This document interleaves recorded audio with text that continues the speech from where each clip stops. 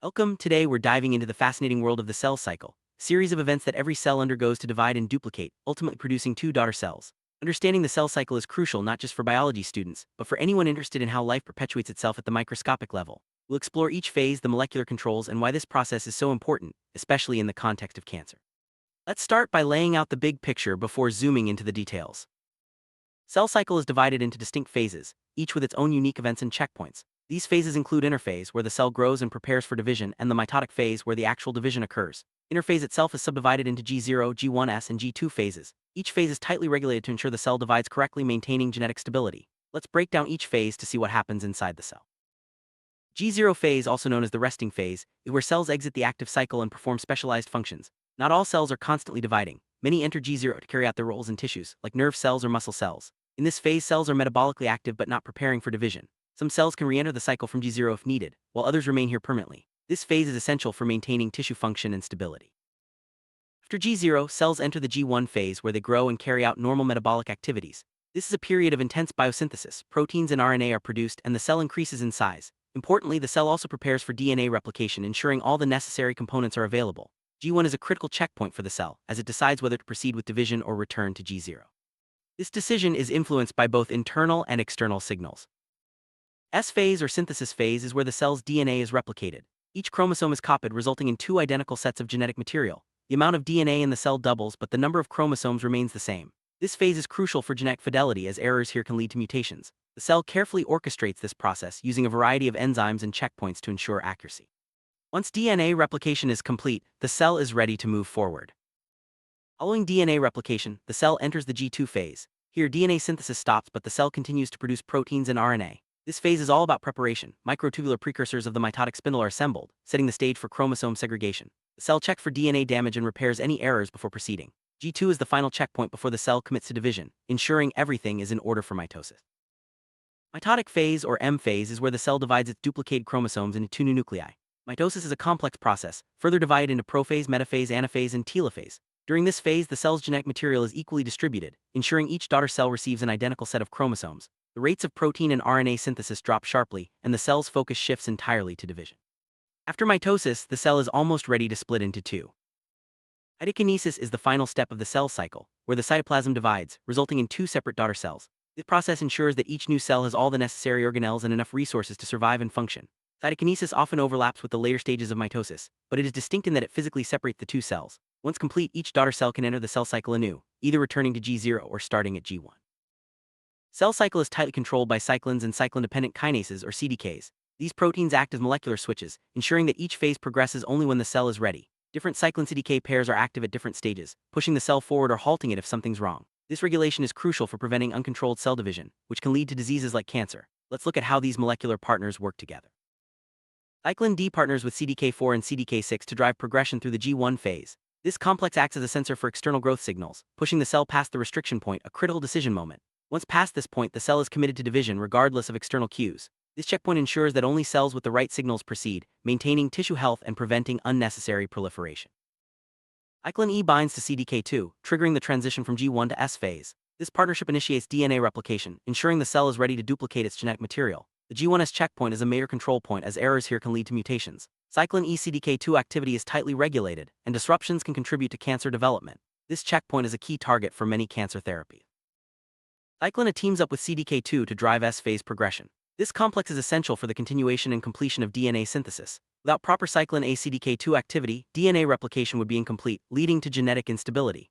The cell ensures that this complex is only active when all conditions are right, preventing errors that could be passed on to daughter cells.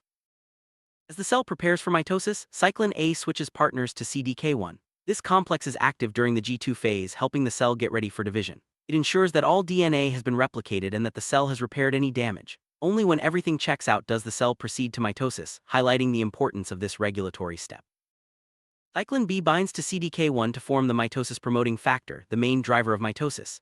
This complex triggers key events like nuclear envelope breakdown and chromosome condensation. Without cyclin B CDK1, the cell cannot enter mitosis, making it a critical target for drugs that aim to stop cell division in cancer therapy. Cell cycle is central to oncology, the study of cancer. Cancer arises when mutations disrupt the cell cycle's accelerators, oncogenes, and breaks tumor suppressors. This leads to uncontrolled cell division, forming tumors. Understanding the cell cycle helps researchers develop therapies that specifically target rapidly dividing cancer cells, sparing normal cells as much as possible. Most cancer treatments, from traditional chemotherapy to modern CDK inhibitors, exploit the differences between normal and cancerous cell cycles. By targeting phases where cancer cells are most vulnerable, these therapies can slow or stop tumor growth. This approach is constantly evolving, with new drugs being developed to target specific cell cycle regulators. The rate of cell division within a tumor is a key marker for how aggressive the cancer is. Fast-dividing tumors tend to be more aggressive and harder to treat. By measuring cell cycle activity, doctors can predict how a cancer will behave and choose the most effective treatment strategies. Not all cancer cells respond the same way to treatment. Fast-cycling cells are often more sensitive to chemotherapy and radiation, while slow-cycling cells can be resistant. This means that some cancer cells can survive treatment and cause relapse. Understanding these differences helps researchers develop combination therapies to target all cell populations within a tumor. Certain drugs target cells in the G0 phase. Glucocorticoids, for example, can induce cell death in certain types of cancer cells that are in this resting state. By understanding which drugs affect which phases, doctors can design more effective treatment regimens tailored to each patient's cancer type. Drugs like etoposide and L-asparaginase specifically target the G1 phase of the cell cycle. By interfering with DNA synthesis or metabolic pathways, these agents can halt cell cycle progression and induce cell death in rapidly dividing cancer cells. This phase-specific approach increases the effectiveness of cancer therapy. The S phase is a major target for many chemotherapeutic agents. Drugs like methotrexate, cytarabine, and fluorouracil disrupt DNA synthesis, preventing cancer cells from replicating their genetic material. Antimetabolites are a key class of drugs used here, and their effectiveness depends on the cell's position in the cycle. During the G2 phase, drugs like bleomycin, etoposide, and plant alkaloids are effective. These agents interfere with the cell's preparation for mitosis, causing DNA damage or blocking repair mechanisms. By targeting cells at this stage, these drugs can prevent cancer cells from dividing and spreading. The M phase is targeted by drugs like vincristine, vinblastine, and paclitaxel. These agents disrupt the mitotic spindle, preventing chromosomes from being properly separated.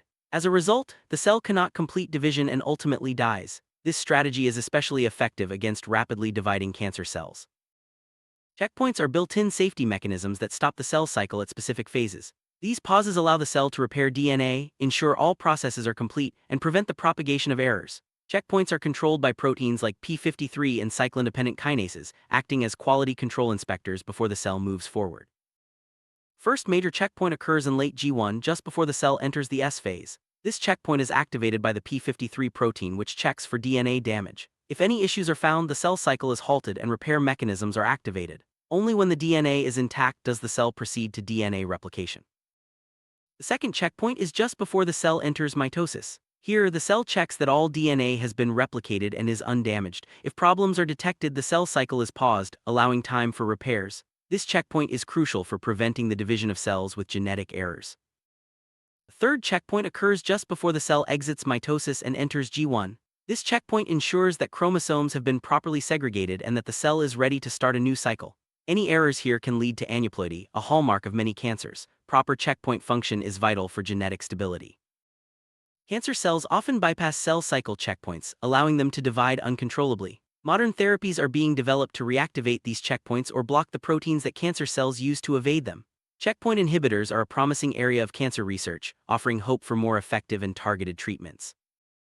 In healthy tissues, the cell cycle ensures that cells divide only when needed, maintaining tissue structure and function. Checkpoints, cyclins, and CDKs work together to keep everything running smoothly. When this balance is disrupted, diseases like cancer can arise. Understanding the cell cycle is key to developing new therapies and improving patient outcomes. Study of the cell cycle continues to reveal new insights into how life operates at the cellular level. Advances in molecular biology and genetics are leading to better cancer treatments and a deeper understanding of diseases. As we learn more about cell cycle regulation, we move closer to personalized medicine and more effective therapies for a range of conditions.